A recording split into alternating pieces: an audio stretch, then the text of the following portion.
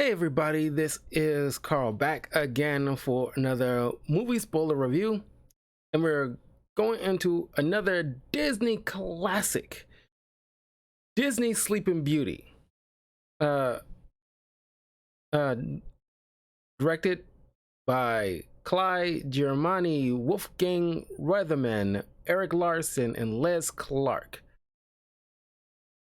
Produced by Walt Disney, obviously, and of course the voice actors: Mary Costa as Princess Aurora. It's always call her Sleeping Beauty because, yeah, if you think real hard or actually look it up, Sleeping Beauty's name is actually Aurora, but people just go with Sleeping Beauty, and that's just her kind of like a superhero title, and that's how you know her. But Princess Aurora. Bill Shirley as Prince Philip, Eleanor Audley as Maleficent, Verna Fulton as Flora, Robert Liddy as Merryweather, Robert Joe Allen as Fauna, Taylor Holmes as King Stefan, and Bill Thompson as King Hubert. So came out in 1959 and January 29th. Literally, the castle in Sleepy Beauty, Disneyland iconic castle is based off of the castle from Sleeping Beauty. So it's one of the most iconic images in pop culture history.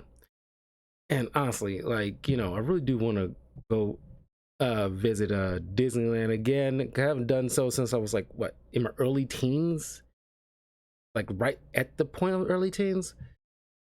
I haven't gone since, and it'd be fun to go again.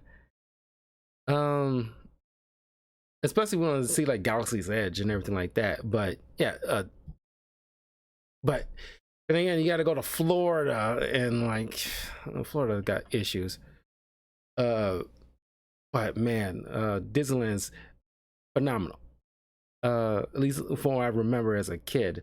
I don't really go on rides like that. I'm not a ride person, but I really uh uh sorry, 1 second here.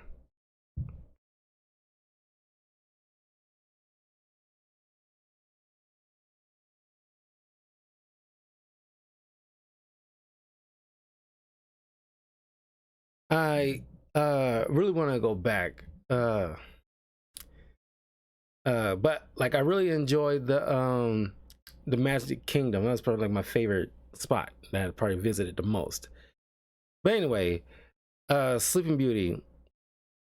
And I wanted to go into the well of Disney classics. I think they got some cool iconic female leads, and Princess Aurora actually, you know, rewatching this, I maybe it's a Mandela effect, but I always assume that these older Disney films before the Renaissance came about, they were all like Disney shorts or something, but they're actually like a good hour long of legit films. Like, oh snap! It's like I don't know why I assumed it was like 30 minutes at the most, but it actually is like a good length and well paced film.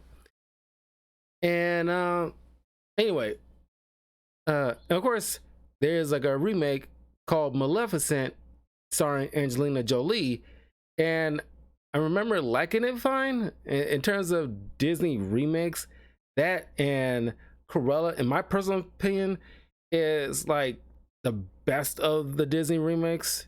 But I think I only say that because they're technically prequels more so than shot for shot stories of the actual classic film.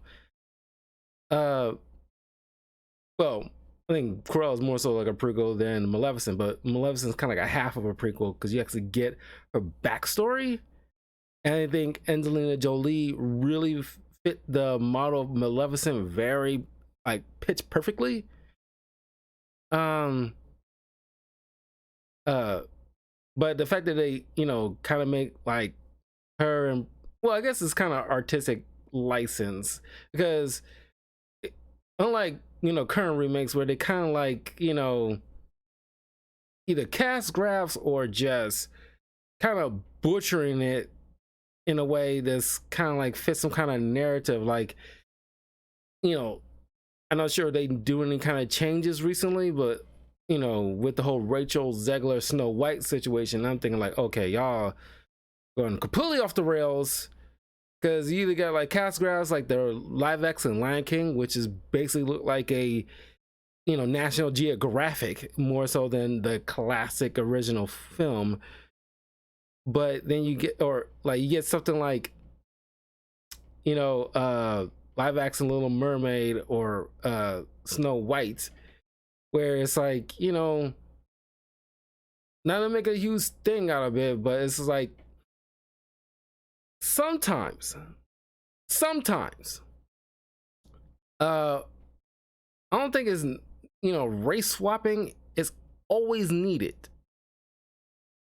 especially when you're depicting, and this is my own personal opinion here, but there are some things that are, because these classic stories are based off like Grimm's fairy tales sometimes, but it's made or written by, and that's soon adapted, but written by people from European regions.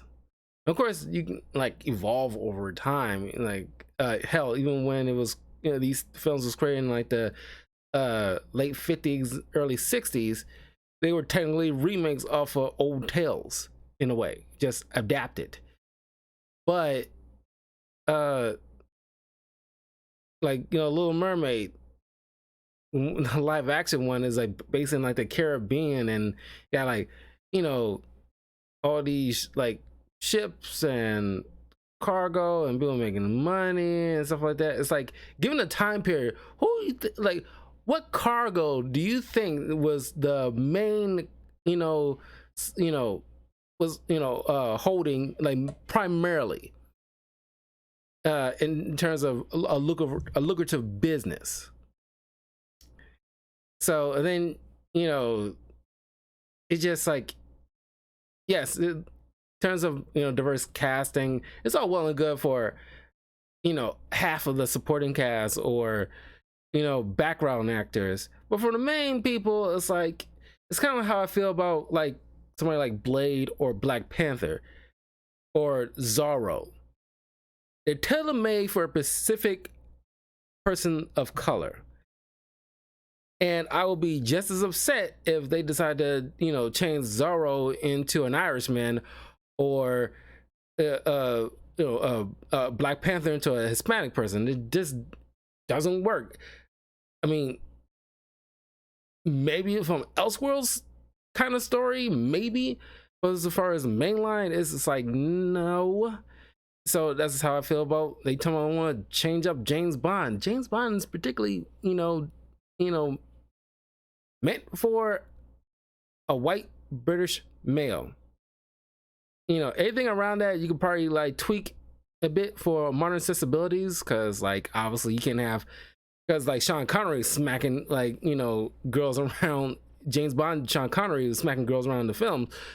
Obviously you can't have that anymore. They definitely stopped that around Pierce Brosnan's time, but still, and of course Pierce Brosnan's an Irishman, but it's just like a person of color can't fit the James Bond role. I'm sorry. And that's how I feel about like Rachel Zegler as Snow White. It's like white as skin, white as snow. It's like you can get the fairest skin Hispanic as possible, but it's just like, personal opinion, they it's gotta be like a white raven-haired woman. I'm sorry, it's just, that's how I felt. It's got that's just, that gotta be a thing. Just like how Frozen is very Norwegian-esque region, so having somebody else as a different color would be weird. Same thing we'll be saying about like what's the name from the movie Brave.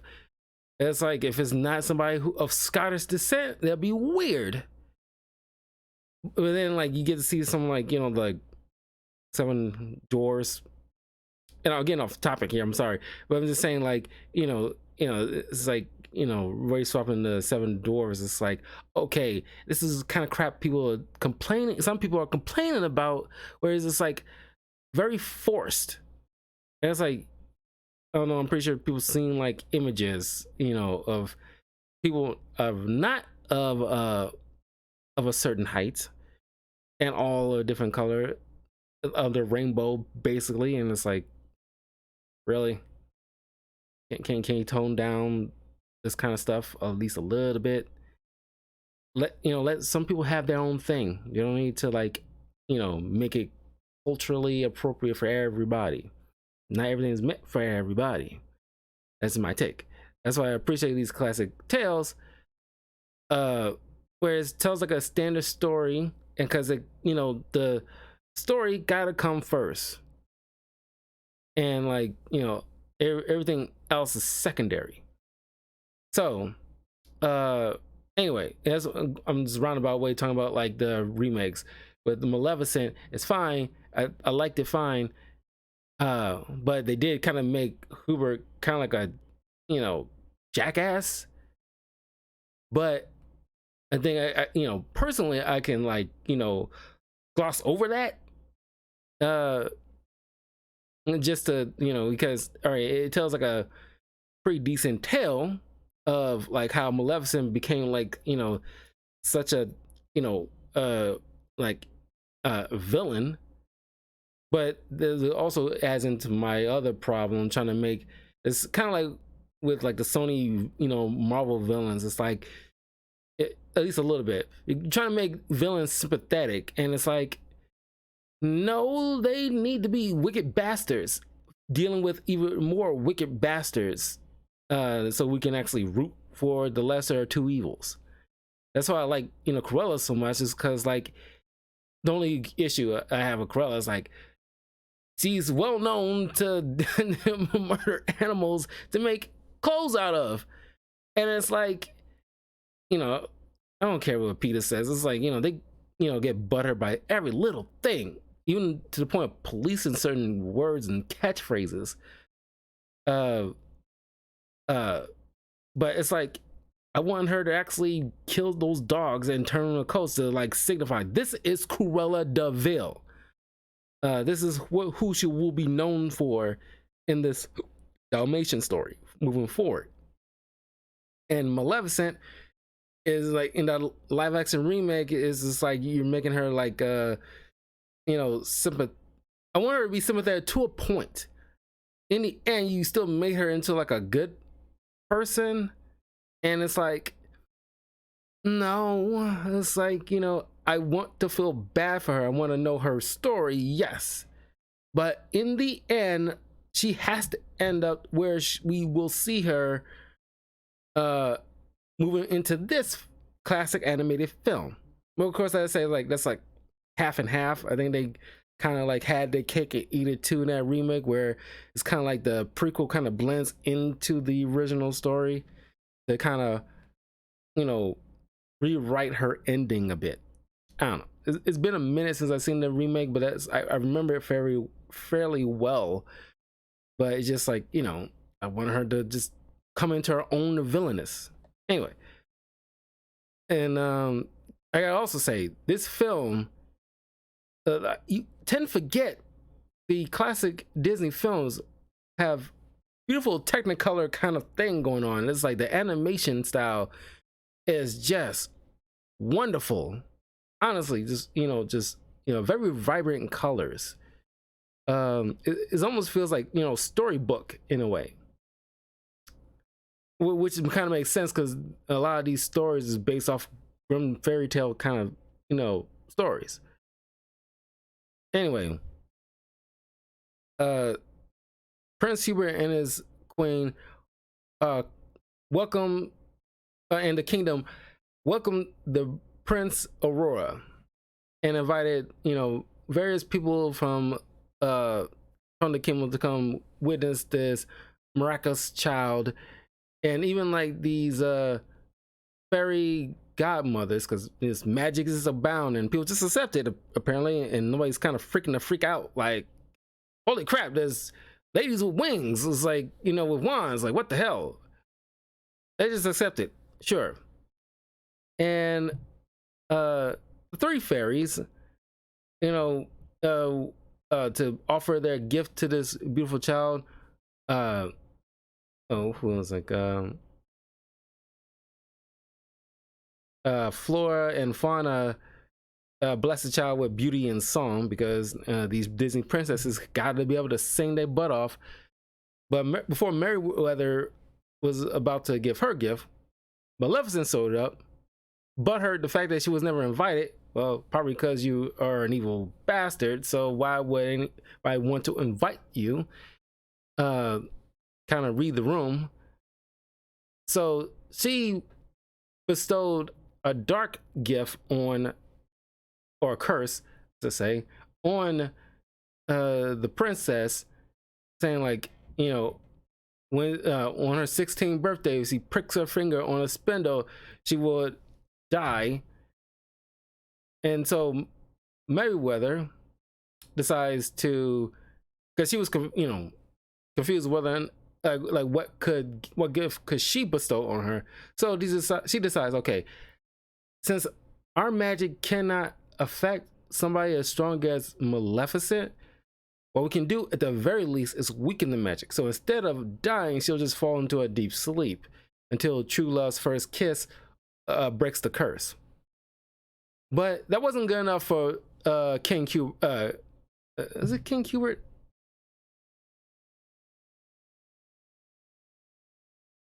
No, King Stefan. I keep, you know, confusing his friend King Hubert. Oh, speaking of him, King Hubert brings along his young son, who's somewhere between 8 to 10 years old almost, and he's like, "Come look at the young," because he's supposed to be, you know, years later will be betrothed to this young girl when she becomes of age. And it's kind of funny to look at the kid, because you don't get the little kid doesn't get any speaking roles. He just looks at us like, I was like, this, and mind you, this is before the fairies came in, and like, you know, Flora bestowed beauty on this child. I was like, what did this kid look like before that little gift was given? Because it's like, does she look like Quasimodo? Like what was, you know, the baby's face? Or this kid was just being like a little brat? But Stefan figures like, okay, these this whole you know, what the fairies did wouldn't be good enough. I want to be sure that nothing happens to my daughter when she gets of age. So he commanded every spindle in the kingdom to be utterly destroyed. It's almost looked like a book burning almost. It's just like a bunch of spindles being burnt on the town square. And the fairies decides, okay, and convince the king and queen, like, okay, what we can do is take the young girl with us out in the middle of nowhere in a forest and raise her until she turns 16. That way, you know, we'll reunite you with her, and that way, you know, I don't know why they couldn't just, because the Maleficent's magic specifically states that once she turns 16 and she pricks her finger, that's when the magic, you know, activates. But it's like, why don't you keep her until she turned 17? So that way, the curse is kind of null and void, because she well past the specific date the magic required.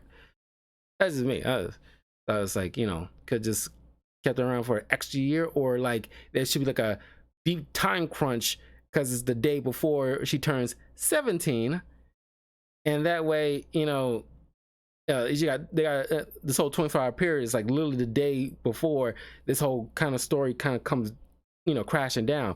That would have been a little bit more interesting, but whatever. uh but uh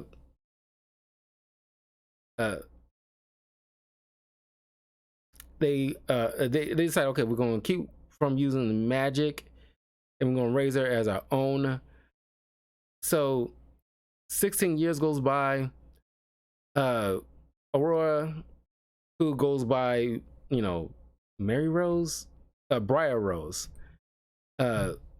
who is out in the middle of the forest, kind of picking flowers, singing song to the animals and things like that. Typical princess, classic princess stuff. And she meets, as she's singing, some, stranger dude comes, bursts in, inputting his own 2 cents of song into her mix, and they just connect. But then she remembers she has to get back to celebrate her birthday with her godmothers without even exchanging names. But she ends up inviting this dude she just met to her cottage to celebrate. Of course, she is, as to a lot of people's complaint with older Disney films, where somebody like Snow White or Sleeping Beauty, etc., and which Frozen makes fun of about that with Anna, just meeting somebody and falling hopelessly in love and you don't know a thing about each other. That is an issue. And I'm glad over time we got away with that. As a matter of fact, even during the Disney Renaissance, we kind of got past that point, where even someone like Simba and Nala, who grew up together and then eventually fall in love because they actually know each other. And in terms of Jasmine and Aladdin, they bumped into each other. Of course, they immediately got smitten with each other, but there were stuff where they actually hung out a bit, and at least got the gist of who they are as characters, rather than, oh, love at first sight, let's get married. That attitude, that is just like, that is obviously done, and nobody would wish that to come back, because that's very outdated even by 50 standards. I can't imagine anybody letting that fly, which is, they even back then would be considered very weird. But anyway, as soon as he shows up, Maleficent spy the her pet raven named Diablo, which I never even knew that, sees her and the fairies, and I guess caught wind of who this girl is, and then sent word back to Maleficent. And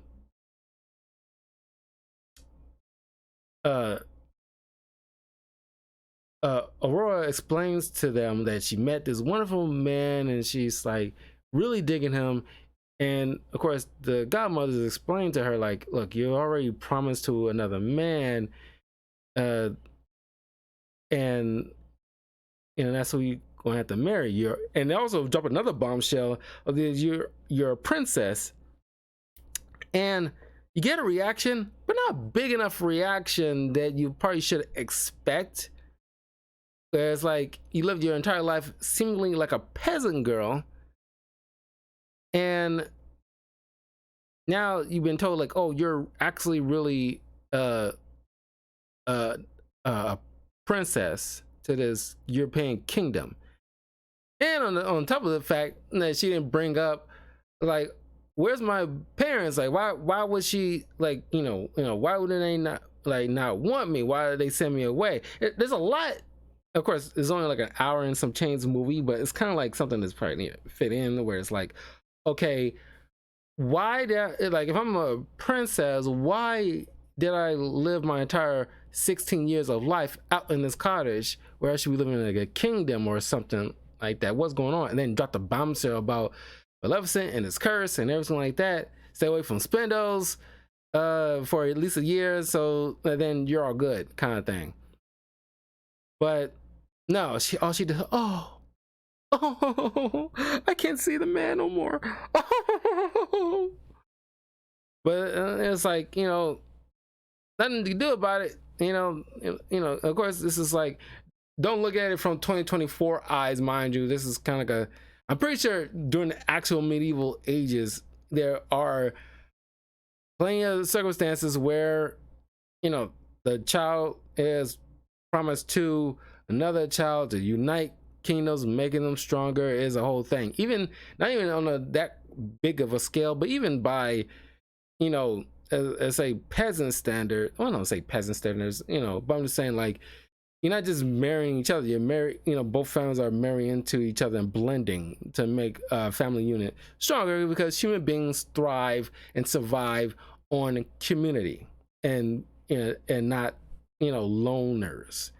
Because, otherwise would have long since died out if we didn't band together.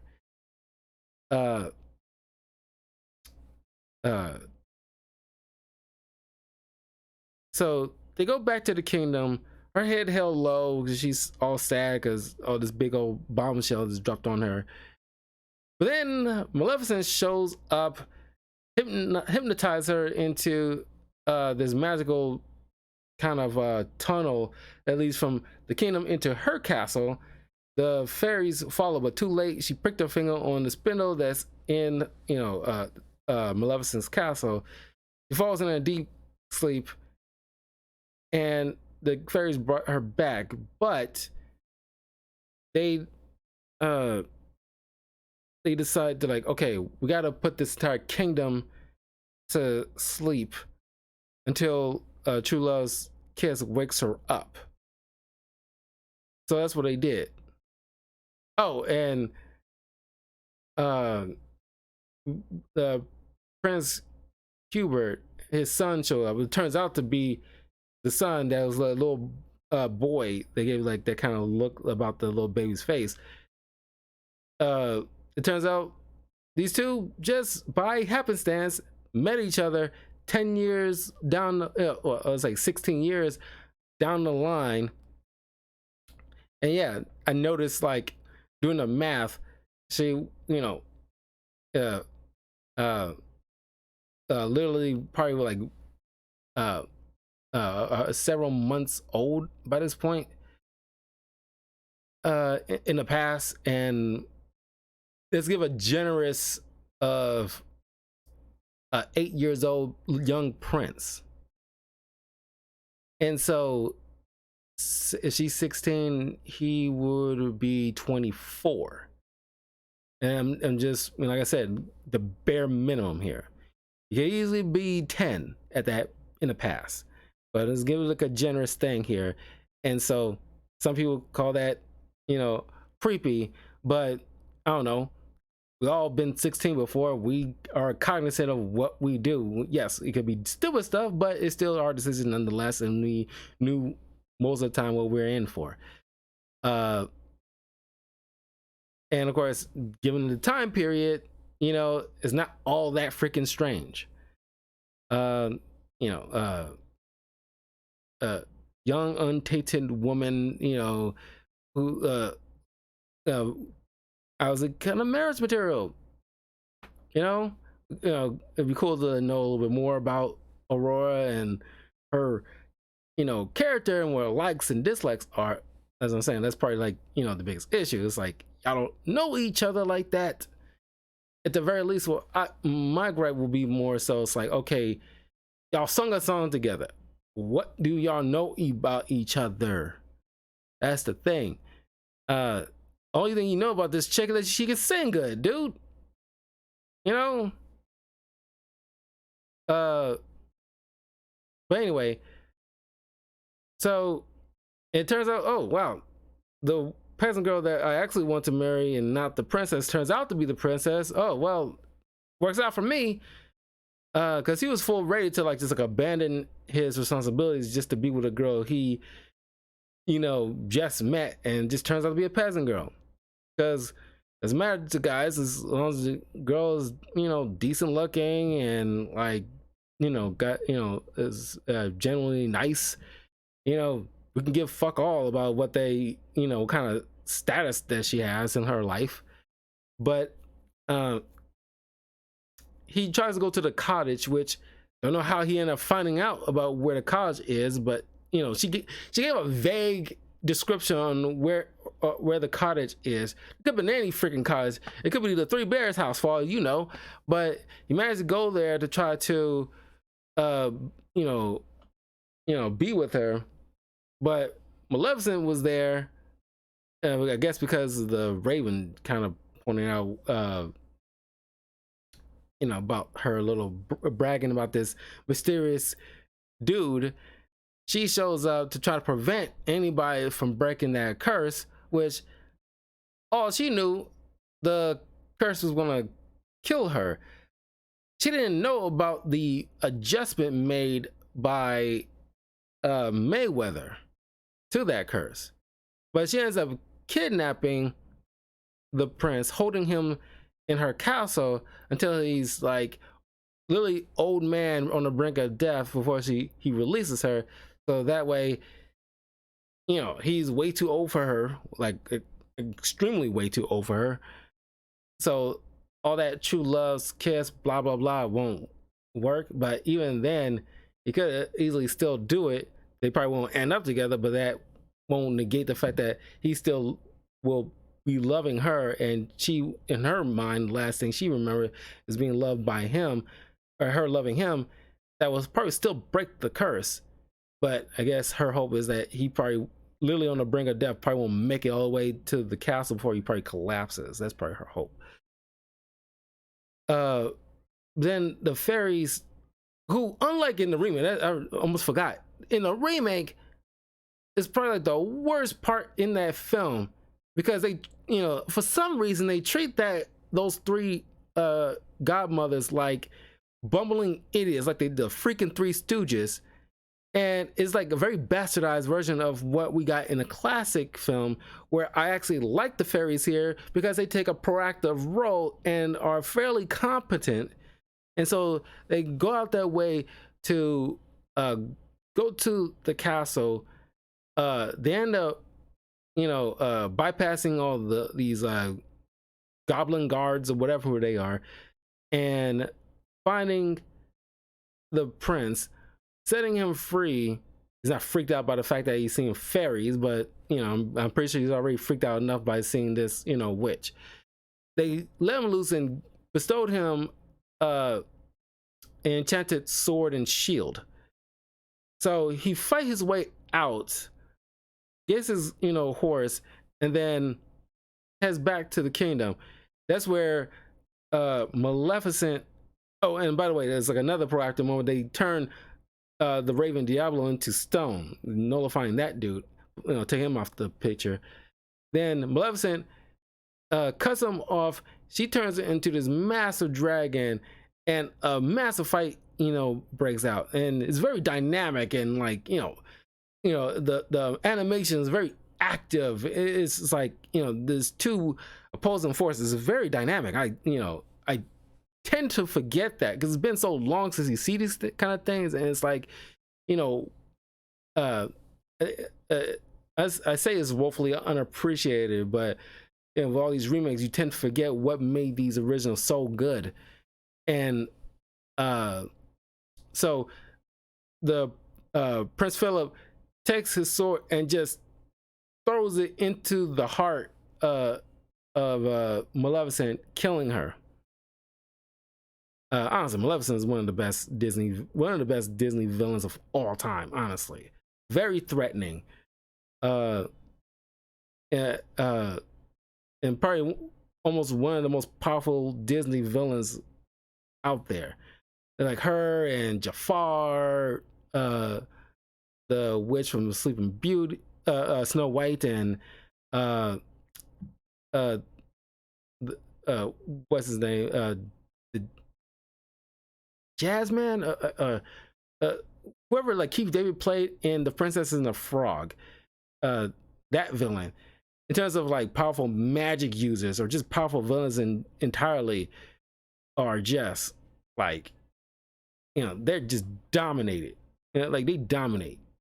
It'd be kind of cool to see like some kind of magic battle royale with these people, but I think it probably comes down to like Jafar, Jasmine, and Maleficent, because you have to see them actually use more magic than almost any other, or at least taking somewhat like a more active role in their power, more so than almost any other Disney villain. But Prince Philip kisses Sleeping Beauty, and yes, I know about like people's big issues about like guys, you know, kissing girls, unwarranted or whatever. But you gotta obviously give us a pass here, given the circumstances, to help save her. It's not just like out of blue, kind of like, oh, it's like before all this drama happened, he's walking to the woods and she's laying down on a log sleep, and he walks over and kisses her. Then that'll be a freaking issue. But it's all this other stuff going on, given the circumstances. Like he has a true love's kiss, gotta, in order to break this curse. Okay, I think it kind of overrides any icks that you might have about the situation. My personal opinion. We used to understood that. Anyway, the curse is broken, so therefore the fairy godmother's spell has broken in retroactively.